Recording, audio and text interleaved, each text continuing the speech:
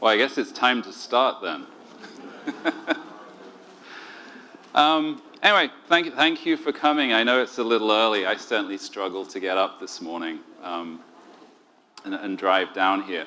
So this is my talk on the microservice architecture. It's somewhat of an introduction, and then this afternoon I'm going to dive into kind of some more deeper, well, a much deeper topic. So that's at 2:15. Kind of into service communication using messaging, events and command messages and so on. But really the goal of this talk is just to kind of define the essential characteristics of the microservice architecture, talk about its benefits, talk about its drawbacks, and talk about some of the design issues that you'll have to face when using microservices. Before I talk about that, a little bit about me, I actually got my start in programming a long, long time ago, language called Lisp, which I have very fond memories of. Did that for a number of years. Eventually ended up programming in Java. My book, Pojos in Action, came out, back in 2006, which seems like a lifetime ago. And that was about Spring and Hibernate. Then I started tinkering with what was then an obscure service, Amazon EC2, and ended up creating the original Cloud Foundry, which was then acquired by SpringSource back in 2009, and I ended up at VMware. So I spent a number of years there, and then for the past 5 years, I've been pretty much focused on the microservice architecture. So doing consulting and training around that, helping enterprises adopt microservices, working on a startup platform to simplify the development of business applications that are somewhat transactional in nature using the microservice architecture. And I've been writing a book which should actually be available in printed form in about a week or two. And if you use this code, whatever it is, CTW SVCC 18, it's going to be 40% off today only. Actually, not really, for the next 2 months, but yeah, get it while it's hot. And so the MEEP, the early access version, has been available for a number of years. And I also have this website, microservices.io, that's a collection of resources for using the microservice architecture. So a pattern language, some of which I'm going to talk about today, articles, presentations, code. We're working on an assessment tool as well, so you can evaluate your microservice architecture. So that's me. So the talk, kind of 3 parts. So one is just kind of explain the essentials of the microservice architecture and compare and contrast it with the monolithic architecture, talk about some of the issues that you can run into with monoliths and how those are addressed using microservices. And then after that, it's like, well, microservices are not a silver bullet. There are significant downsides. I'm going to describe those. And then I'm going to finish up by talking about the pattern language, set of design patterns that can help you apply the microservice architecture effectively. So let's get started. So imagine like you're building a new application, right? Like I'm sort of a foodie, so all of my examples involve food of some kind. So imagine, you're building the next DoorDash, for instance, right? Delivers food from restaurants to consumers. There's a pretty good chance that you will just build a monolithic application, that looks something like this, right? So from a sort of logical perspective, you've got layers. Layers are comprised of modules. So there's a presentation layer, web UI, for instance. Then there's various modules that implement different sort of functions within that application. Order management, kitchen management that deals with the preparation of the food at the restaurant. Delivery management responsible for shipping, coordinating couriers, and so on. And then you've got kind of other, various other sort of management functions. So it's sort of, from a logical perspective, it's got a nice layered modular structure. But more often than not, what you will do is just package up all of those modules as a single application. So in Java, that would be a war file, an IR file, executable jar. Or in Golang, that would just be an executable. other languages, well, directory of, like node directory of code, right? So that's sort of the standard architecture. And I think I've sort of worked at numerous startups where the entire startup was just one application. It would have consumer-facing functionality, sort of back-office administrative functions, all packaged up as a single application. And the interesting thing about it is that this is not an anti-pattern. There's sort of a lot of talk about, oh gosh, microservices is the new architecture, you should be using it for everything. But in reality, the monolithic architecture is just fine in a lot of cases because it's actually simple, right? Like you just fire up your favorite IDE and start building an application within it. All of the tooling that you use is oriented towards building the application. So in some situations, it's actually a good choice of architecture, especially if you're actually starting off. You're a startup. Just build your application and iterate, because your biggest challenge is not really technical at that point. It's really figuring out what business you're in, right? But the problem you have is that if you are successful, well, first off, if you're unsuccessful, you don't have any technical problems, right? But if you are successful, your application will just keep growing.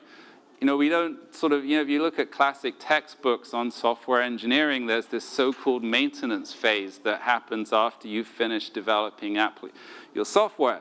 But in reality, we never stop developing applications, right? They just constantly, you keep adding more and more features, and the application gets bigger. And if you're making more money or you're getting lots of VC funding, you just hire more and more developers, right?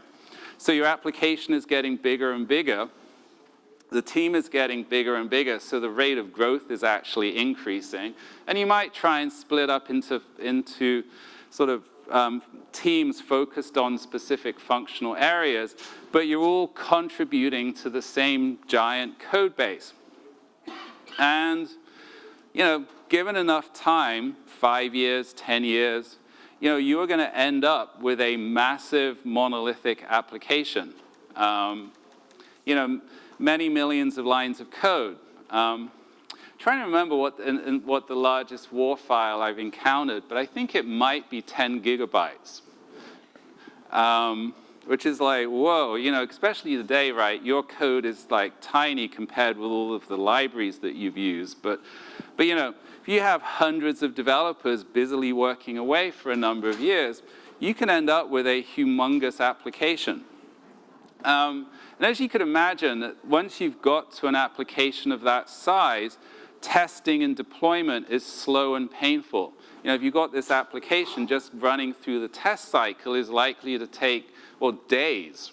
And it's just, everything is just complex and painful. So the idea of trying to do rapid, frequent, and reliable deployments of your software is actually quite difficult. And then also, you tend to be very much locked into the technology stack that you chose at the start of the project, simply because it's just way too expensive to modernize the application to use a more modern technology. So, you could have picked the latest technology 10 years ago, but now things have moved on somewhat, sometimes for the better. But you can't upgrade because it would just be too expensive. So you've got this massive code base. Probably modularity is sort of fallen apart as well, so it's difficult to maintain. It's overly complex, and it's written using obsolete technology. So you're in what I would refer to as monolithic hell at this point. You've simply outgrown your architecture. And this is a problem. Right, so not that long ago, software wasn't that important, supposedly, right? It was just something in the back office. But today there's that whole, an expression that I don't like entirely. Software is eating the world, right? But technology is becoming central to every business. The way that businesses engage with the consumers is increasingly via, a mobile app or a website. It involves technology. And also businesses are facing a lot of competitive pressure as well. Fear of being disrupted. A good example of that, right, was when Amazon purchased a prescription drug company, and the stocks of like Walmart and CVS dropped by 10% that day, right? So a lot of people are going, oh my God, we need to innovate fast. And what that means from a software development perspective is we need to ship stuff faster, and we need to do it more frequently, and we need to do it much more reliably. And so given that requirement, our monolithic architectures, which are slow and cumbersome, are really not going to work anymore. If you've got a simple monolith, sure, but in my experience, most sort of important mission-critical enterprise applications are really complex, right? And at the same time, enterprises are struggling to do delivery. And so what that means is, so instead of going from this architecture, we need to go to what's known as the microservice architecture, which essentially is a really simple idea. Instead of building one giant application, one monolithic application, functionally decompose it. So implement it as a set of services, each one of which is essentially a mini application in its own right that is a lot easier to develop and test. And these services are loosely coupled, right? You can change one without it impacting other services. And then these services can be developed and tested and deployed independently of one another. So that's the big idea with microservices, is just replace a large application that is cumbersome with smaller, more lightweight applications, or as we would call them, services. And these services are actually each service implements what's known as a business capability, some kind of business function. So if you think about, a food delivery service, it implements various capabilities. It takes orders. It has to manage the preparation of those orders in the kitchen. It has to do delivery management, scheduling of couriers and routing and all of that, and so on. So you basically, figure out what are the capabilities that your business needs to implement, and then you define a service architecture that corresponds to those capabilities. So essentially what that means is that a given service is responsible for a particular business function, and you could explain what it does to a business person. And it should make sense to them, as opposed to a service implementing some kind of obscure, technically oriented kind of function. So that's kind of the idea with the microservice architecture. And so given that, if we think about our food application, food delivery application, which was previously just this monolithic application, now it will be comprised of a set of services, order manage, order service, kitchen service, delivery service, accounting service, so on and so forth.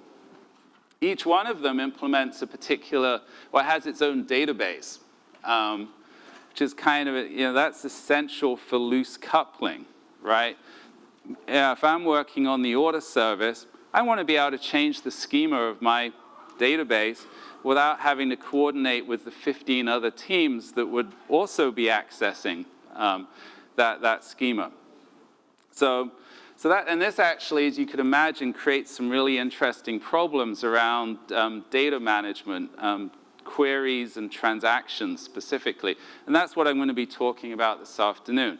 But the idea is you break up your application into a set of services, each one of which has its own private database schema, for instance. You could apply that idea of functional decomposition to the front end as well. So instead of one humongous web application that's generating HTML pages, you would have different web applications for different functional areas of your website. So one for sort of searching and browsing, another one like if it was an online store for the product details page, another web app that would handle the shopping cart and checkout, and so on and so forth. If you're exposing an API to the outside world, which could be JavaScript running inside a browser, or an API for third-party developers to use, you'd have an API gateway, which is essentially a service that defines the public API for the system. So all requests from the outside come in through that and then get routed to the appropriate back-end service. So in this example, there's, say, JavaScript running in the browser that's making REST calls. There's a mobile device that's making REST calls. And you might have some gateway handling messages as well. So one interesting thing you can see is, gosh, there's a heck of a lot of moving parts now, right? Whereas before, there was a single application, and we'd run a whole, there was just single actual war file. Now there's like all these boxes and lines and stuff, and gosh, kind of complicated.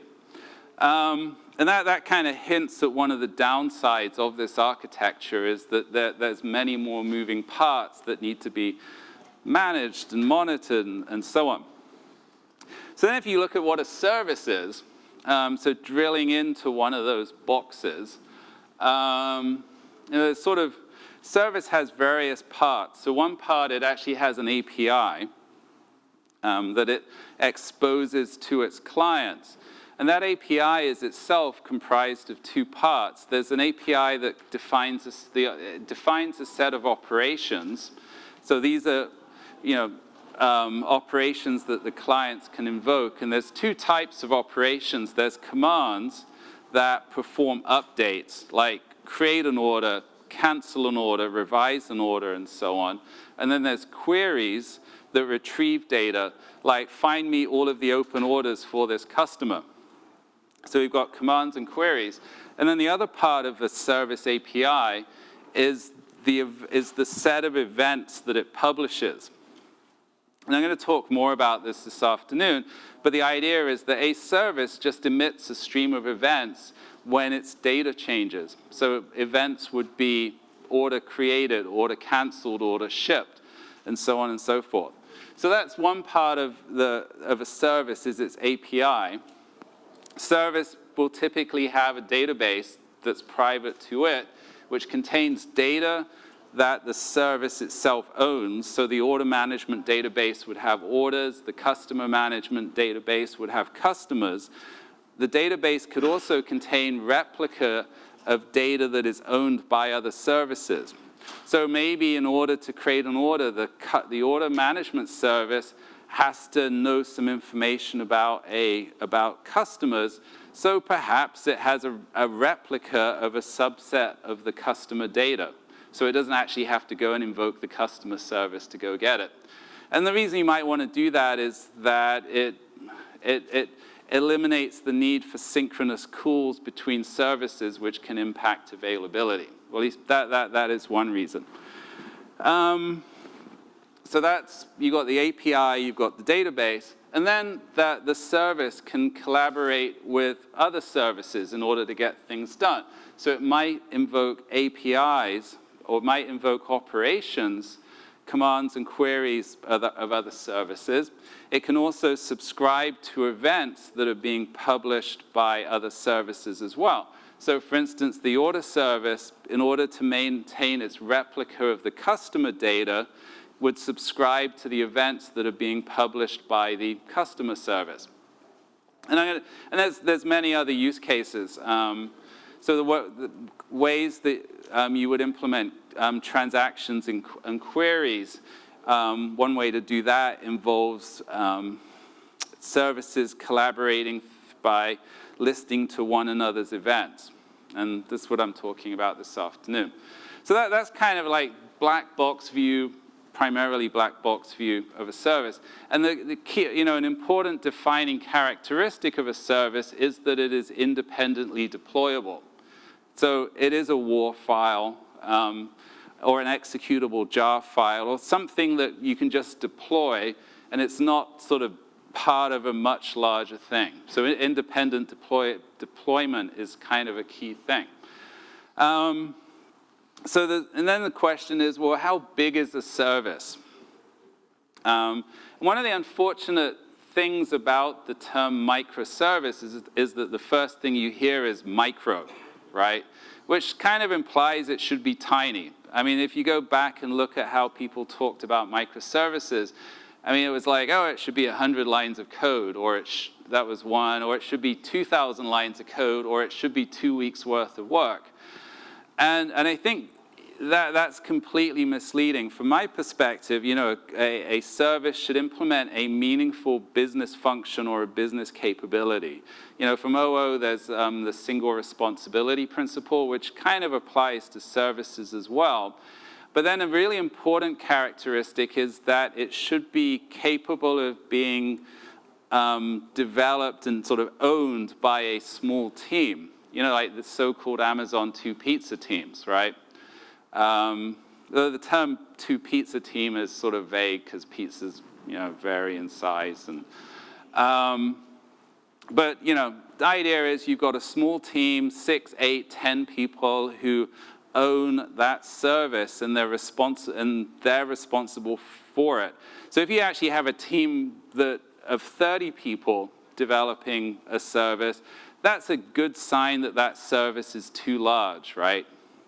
Because as you're going to see, a kind of key part of this is the whole point of the microservice architecture is to enable development by small, nimble, high-performing autonomous teams. So services could actually be fairly big, right? They're just not humongous.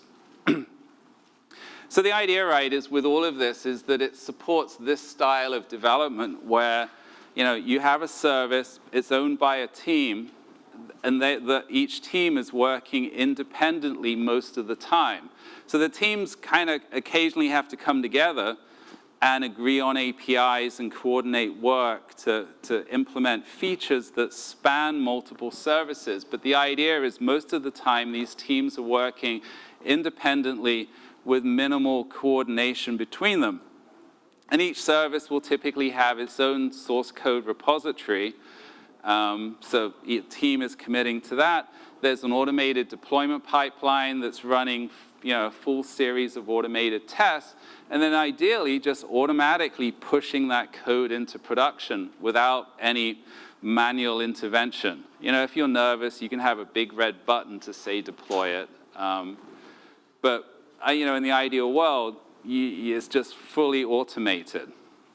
So that's kind of the mindset behind this.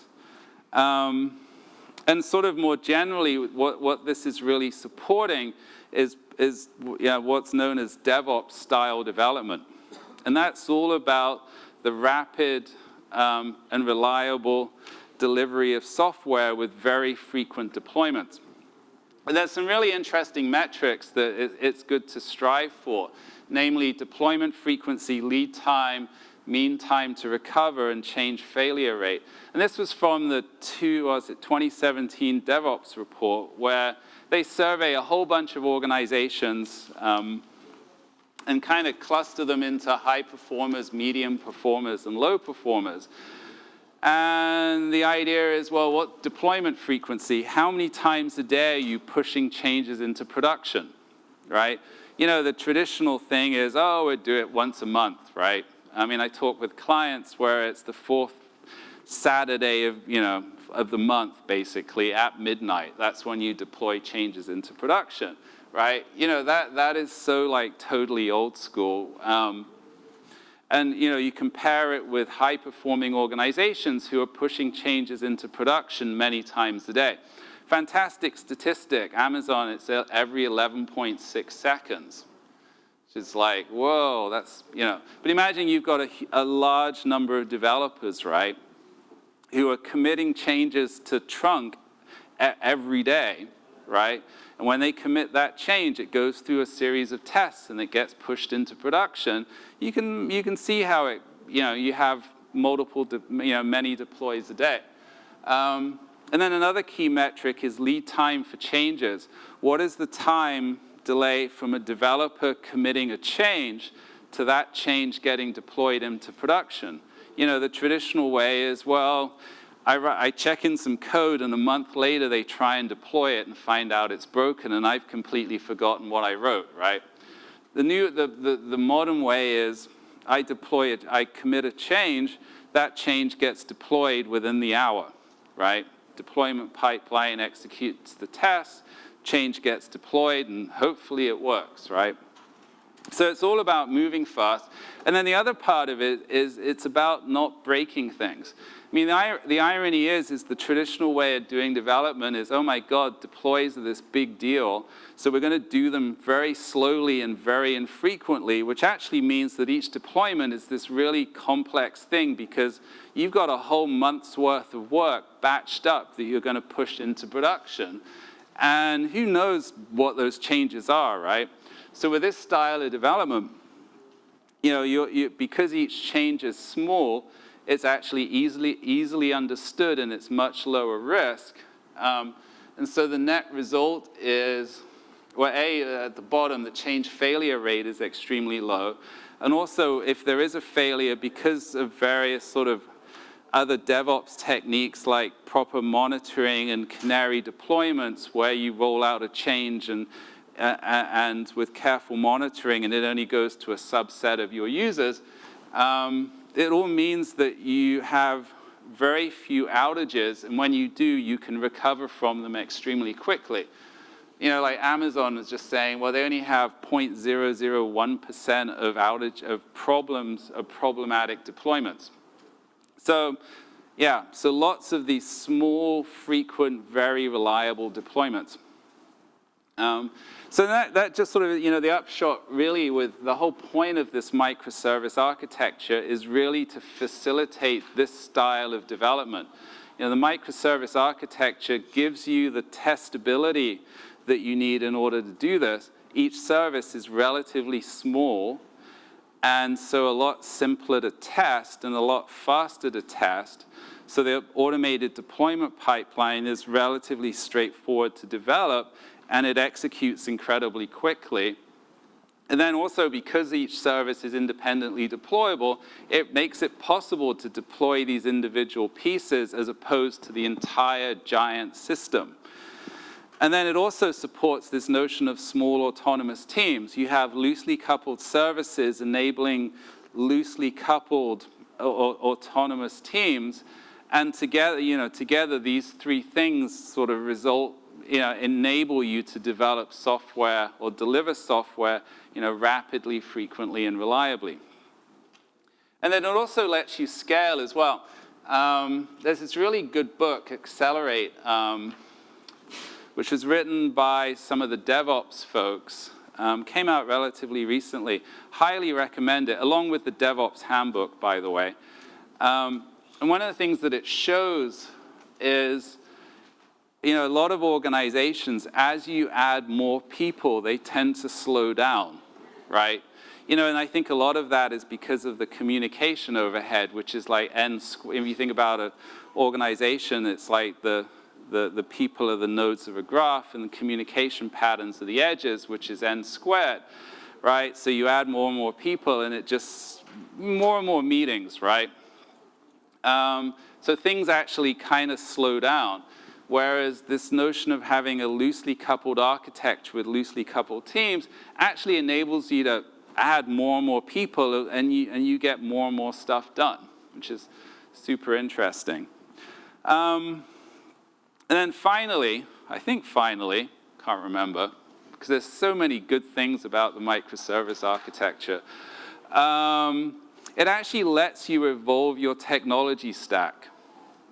So, you know, you think about the classic application. I mean, I remember at one point hearing a story about an application from the 1960s, right, that was still running in the early 2000s.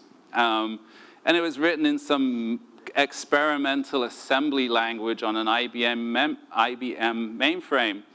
And it was completely, you know, central to the business, but the people who knew that technology were literally dying off, right? Which means that they were incredibly successful, but at the same time, it's creating a crisis for the organization. because it's so difficult to upgrade your technology stack. So the nice thing about this is that there's no requirement for all of your services to be written using the same technology stack, right? So when you start when you implement a new service, you could pick an entirely different technology stack. So, you hear that, like, Google uses Golang, and it must be cool, right? And so you go off and implement a service using Golang. And then you realize that, gosh, it's like Golang is like 1990s version of C, and you miss proper error handling. You want exceptions, even though they're not perfect, but return codes are so 1970, right? And so you then think, oh gosh, well we've spent a bit of time using Golang. By the way, just if you're a fan of Golang, substitute some other language that you dislike. But it's not a disaster, compared with, well, we're going to spend 4 years implementing a giant system in some language that turns out to suck, right? With this, you've invested a relatively small amount of effort, and you can live with it for a while. And then at some point, well, if you decide that you like this new language, well, that's great. You can roll out, you can increase the use of it. Whereas if you decide you don't like it, it's okay. And so at some point, you can switch it out for a more modern language like Kotlin, for instance. So it lets you experiment, fail in a safe way, but just generally and incrementally evolve your technology stack over time to avoid having a system that's written in some ancient legacy sort of language. And that's hugely important, which is quite good. As I said, apologies to any Golang fans in the room. But I had to pick a language. Could say things about Node.js too, but that's a whole other topic. Okay, so there's many benefits to the microservice architecture, but it's really important to remember that it's not a silver bullet, right? There are no silver bullets even though we like to passionately argue for our favorite technologies and, they're going to cure world hunger and everything. In reality, every technology comes with a bunch of benefits, and it comes with a bunch of drawbacks as well. And then there's issues that you have to resolve. So in particular with microservices, by far the biggest drawback is complexity. And I hinted at that already, right? So whereas before we just had our monolithic one WAR file, now we've got tens or hundreds or even thousands of services, sort of mini apps, which just from, there's many more moving parts. So from a development perspective, you're now building a distributed system. So you have to deal with inter-process communication. And and obviously there's libraries for dealing with that, right? Whether in approaches, whether that's REST or gRPC or messaging. So there's definitely technology for that, but it's more complicated. A method call or a function call is extremely simple. It's just part of the language. So now, communication between our modules is much more complex. And then also, when you invoke a service, it might not be available, or it might exhibit extremely high latency. So you have this situation of partial failure that you have to deal with. And that can have severe impacts on the availability of your system if you don't handle it right. And there the solution is you have to use the circuit breaker pattern, which is one of the patterns I'll talk about later. But it's complicated, or it's at least no longer simple. And then also, another huge complication is the fact that you no longer have a monolithic database. each service has its own database. The order service has a database of orders. The customer service has a database of customers, even though there are sort of logical relationships between orders and customers. And so now you have two key sort of problems. One is how to manage transactions that span multiple services. And it turns out that you cannot use sort of traditional two-phase commit style distributed transactions. You have to use what's known as the Saga pattern. And so there are techniques, there's libraries, there's frameworks to deal with that. And that's what I'm talking about this afternoon. And then also querying is more complex. You can't do a join between the customer table and the order table because they're in different services. And so there are various techniques that you have to use. So development is kind of this, almost with all of this, it's simultaneously simpler in some ways and more complex in others. You're simpler because you're working on a much smaller code base that you can understand. It's just that you have to solve some more complex technical problems. The same is true with testing. It's simultaneously simpler because each service is smaller. But then if services collaborate, so if the order service invokes the customer service, you have to verify that they can communicate. Like the API that the order service is invoking has to match, its expectations of the API have to match the API that the customer service exposes. And that has to be preserved at all times, even while the customer service is evolving, the order service is evolving, and so on. And what's interesting is, well, the simple solution would be, well, we just run a test, right, where we launch the order service and the customer service and make sure that they can communicate. The trouble is that's a really difficult path to go down because you can end up with scenarios where you end up basically needing to do a complete end-to-end test of your entire system to make sure that everything works, right? And if you've got 100 services, that means that your end-to-end tests are actually quite slow. They're also quite brittle because, well, stuff goes wrong in distributed systems all of the time. And they're also quite expensive to implement as well, just from a coding point of view. So there's some challenges. The good news is that there's some testing techniques known as consumer-driven contract testing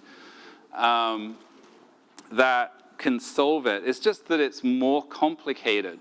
You compare it with Java, like a Java application. The compiler will tell you if like the cooler and the API don't agree, right?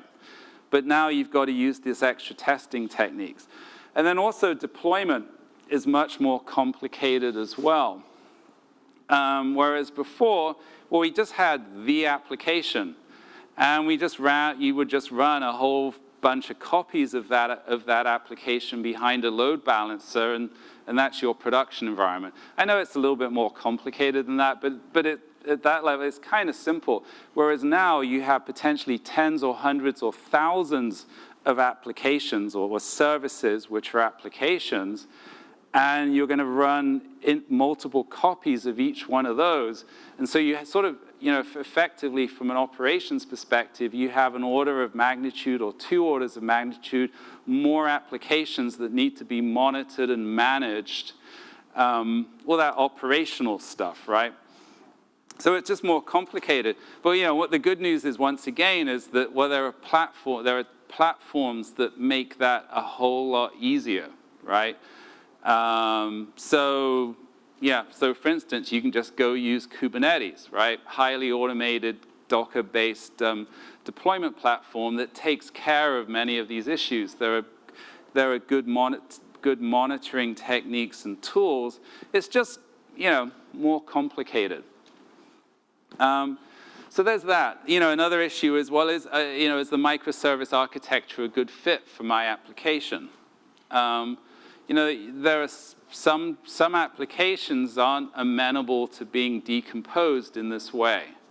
And when you try and split them into services, well, maybe whenever you make a change, you have to update all of your services and deploy them in lockstep, which is basically the worst of both worlds. You essentially have a distributed monolith, and you would be better off with a monolith.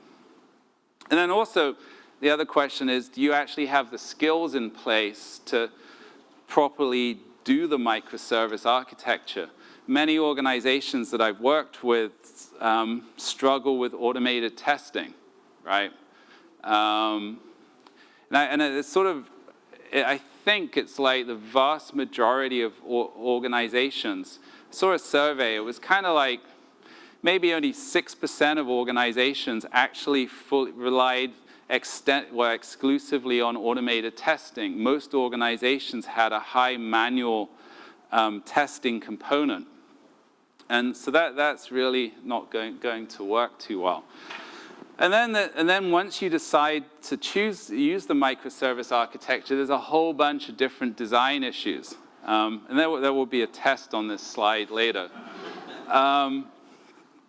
It doesn't really matter what it says, because I'm going to talk about the details. So to help with kind of solving some of these issues, like, well, should I use a monolithic architecture or a microservice architecture? And then if I decide to use the microservice architecture, how do I address these numerous design issues? I've created this pattern language, something I've been working on for, I don't know, 3-4 years, lost track of time, feels like my entire life. So it's just basically a collection of patterns that sort of solve various sort of architecture, design, development, and operational issues. And it's literally a set of patterns. So just, refresher, so what's a pattern, right? So it's a reusable solution to a problem. So it's great, it solves a problem, but it's also reusable, so we can kind of use it over and over again. And it solves the problem in a particular context, which hints that, in one context you might solve the problem one way, and in another context you might solve the same problem in a different way. And patterns were, of course, popularized by the Gang of Four book, which is a collection of object-oriented design patterns. Strategy, singleton, and so on. But patterns are a much more general concept than that. Like in its truest form, it really is a reusable solution to a problem. And in fact, patterns originated in the real-world architecture kind of domain. Christopher Alexander, an architect at Berkeley, came up with a pattern language for designing everything from like where to place a city next to water, down to how to design a room, light on two sides. And it's like 300 patterns that range from city scale to room scale.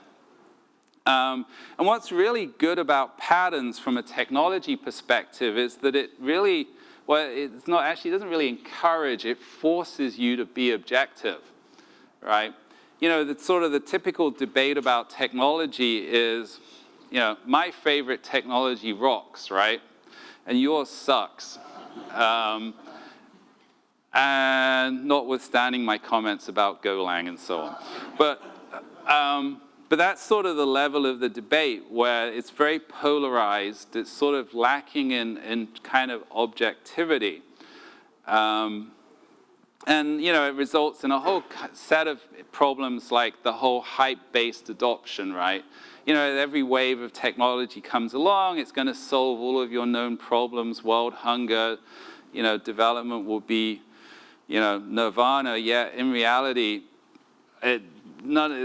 it's way more complicated and nuanced than that. In fact, I've been developing software for 30-odd years, and I feel like the essence of software is we still just muddle around in front of a keyboard for 8 hours a day. Well, we have lots of meetings as well, and the only thing that's got better is Moore's Law, because our machines are way faster, and the fact that we can use Stack Overflow to solve our problems.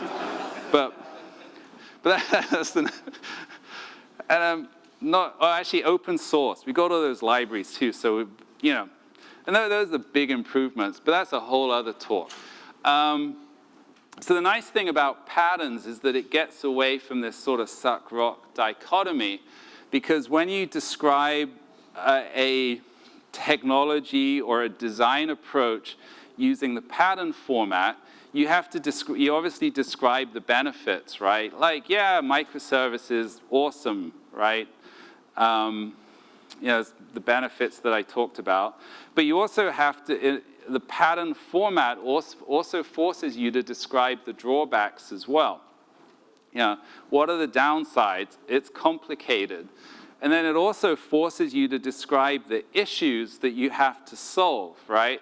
So yeah, benefits, faster development, drawbacks, higher complexity, issues, among others, it's a distributed system. And then not only that, you actually have to describe the patterns that you would consider using to solve the issues that this pattern has created. On that slide where there was like 13, 14 issues, there are actually patterns that address those issues. And then also the pattern will say, oh, well, you could use this solution, but you should go consider these alternative approaches as well. So like the alternative to the microservice architecture is the monolithic architecture. So it's a much more sort of honest, objective way of describing a solution, as opposed to just saying, this is it, and here are the benefits, it's awesome, end of story, right? So there's it's kind of a much richer, more objective way of describing how to solve a problem. So that's basically, so if you go to microservices.io, or better yet, buy my book, 40% off today, you will see this pattern language in a form that is readable. It's really, actually there's like a PDF you can download. But basically, it's a collection of patterns for solving all of these issues. And so, it's funny, I can't really read it here or here, it's so small. So kind of like on the far left, there are two patterns, monolithic architecture and microservice architecture. So that's sort of like the top level decision, right? Which architecture am I going to use for my system? And then on the right are all of the patterns that you have to consider using if you decide to use the microservice architecture. So there are patterns for decomposition, different strategies for splitting up a system into a set of services. And there's a whole bunch of patterns for making those services work together once you've split them up. And like, for instance, there are distributed data management patterns, there are communication patterns. Actually, the biggest section is the communication-oriented patterns. And then there's some operational patterns as well. Like, how do I deploy all of my services? And today it's like Docker and Kubernetes is super popular, but in reality, that is one solution that has certain trade-offs, and there's different ways to do it. Like serverless, for instance, that's another alternative way of deploying your microservices. And actually, that will be discussed at a panel tomorrow, bright and early, 9:15. Hope you can make it. And there's monitoring patterns as well. So that's kind of the idea. And basically, this pattern language kind of guides you when developing an architecture. So it's sort of like, you start at the top, what high-level architecture am I going to use, and then gradually sort of kind of traverse that graph of patterns and pick a particular path, and that actually ends up defining the technical architecture of your application. So, there are various key patterns, right? I mentioned these already. So top level decision is, well, what's my overall application architecture? Is it monolithic or is it a microservice architecture? Am I going to have single executable or a bunch of loosely coupled services? then if I decide I'm going to use microservices, how do I define the service? How do I actually come up with a set of services? Imagine you got this blank piece of paper where you got a bunch of requirements, blank piece of paper, and you have to come up with, well, services. And so there's two different approaches which end up kind of achieving the same thing. And so one is decomposed by business capability that applies concepts from business architecture and defines services around business capabilities. And then there's another approach that borrows from domain-driven design that defines services corresponding to domain-driven design subdomains. And it turns out the end result is the same thing. It's services that implement certain business functions. It just depends on which kind of philosophical school you feel most comfortable in. So you now have a set of services, and then the issue is, well, how are we going to maintain data consistency across them, right? There are some operations that update data will be local to a particular service, but others, like creating a customer, for example, that's local to a customer service, whereas, say, creating an order could span the order service and customer service because you might need to reserve some of that customer's available credit. Normally, you would use a distributed, well, the traditional approach is to use a distributed transaction, but for a bunch of reasons, that's not an option today. And so you end up having to use what's known as the saga pattern. That is a sequence of local transactions that are coordinated by exchanging messages or events. So if you do something in the order service, you do something in the customer service, and which is triggered by a message sent by the order service, and then the customer service sends a message back to the order service to finalize the order. And then from there's different ways of publishing events. So it's sort of like, well, we're going to use sagas, and then how do we implement those sagas? So and some of what I'm going to talk about this afternoon.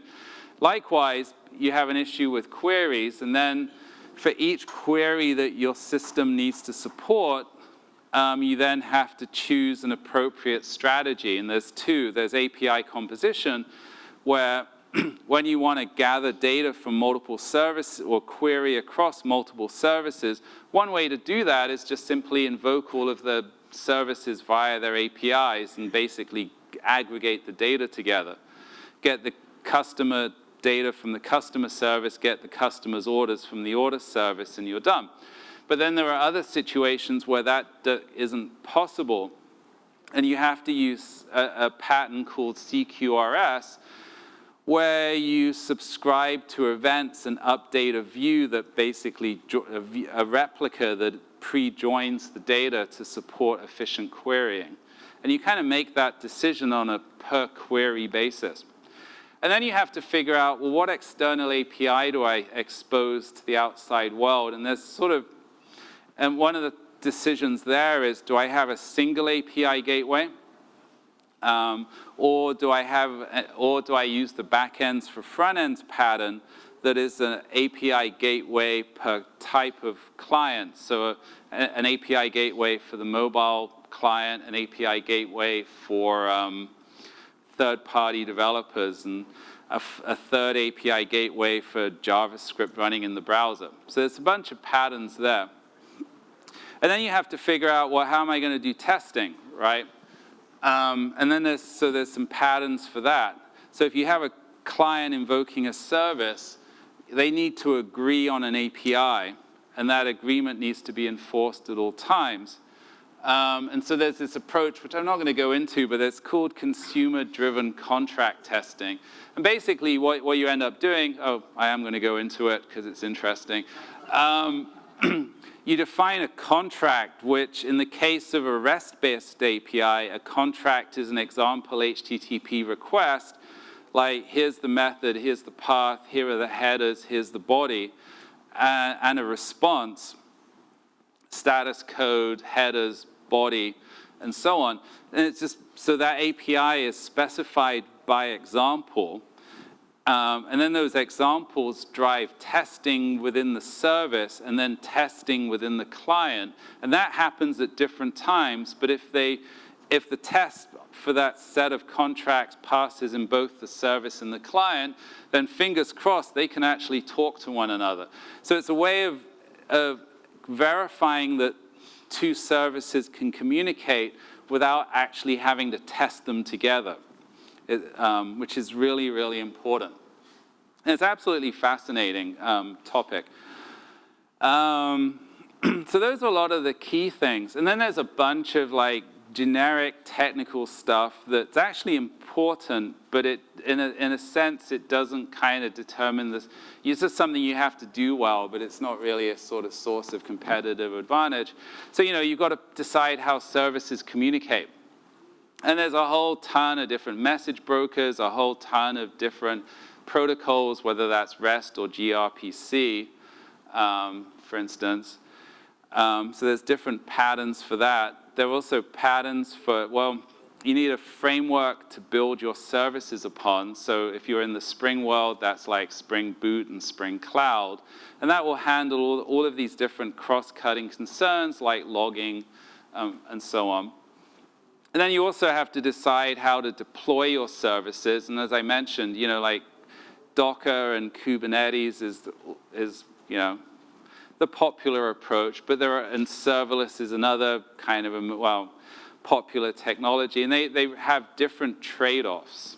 My personal approach is to actually use serverless when you can, but you often can't because of all of its constraints, in which case, just use Kubernetes for the most part. And then if that's not available, well, just package things up as virtual machine images and deploy it on a public cloud. And then another set of patterns involve discovery. So if one service wants to make an HTTP request to another, it needs to know the IP address of a service instance to communicate with, right? And in a modern system, IP addresses are assigned dynamically. The number of instances is changing dynamically. And so you need to use a service discovery mechanism where instances register their IP address with a service registry, a database, which can then be queried. And there's different patterns for that. And then there's a whole bunch of monitoring patterns, because one of the challenges with this system is to answer the question, what the heck is going on in my application, right? Because requests can come in, they can bounce around from one service to another before a response goes back to the client. So if there is a failure, how do you figure out where it occurs? If there's high latency, which one of the 20 services that gets invoked during that request is actually responsible for that high latency? So there's some really important patterns like log aggregation, right? Use ELK for all, dump all of the logs into a centralized place where they can be searched. Use distributed tracing. So every request gets assigned an external request ID that gets propagated throughout through all of the calls, ends up in every log message. So you go to your log database, you search for a particular request ID, and you see what has happened for all of the services, what each service that handled that request actually did. And so it goes on. So those are the patterns. And then obviously there's lots and lots of details, and I barely scratched the surface, which is why you should buy my book, I should add. I have no shame, really don't. But anyway, that's pretty much my talk. So, summary, right, is like, the whole goal of picking an architecture is to achieve like certain non-functional requirements. In the case today, it's like really important to have high deployability and high testability, because that actually supports sort of DevOps style development. And if you've got a small application, the monolithic architecture is generally okay. But once your application gets large, once the team gets large, then the microservice architecture is usually a better choice. And you should use the pattern language to sort of guide your decision making. So that's all I have to say. Thank you for listening, and I hope that you found it useful.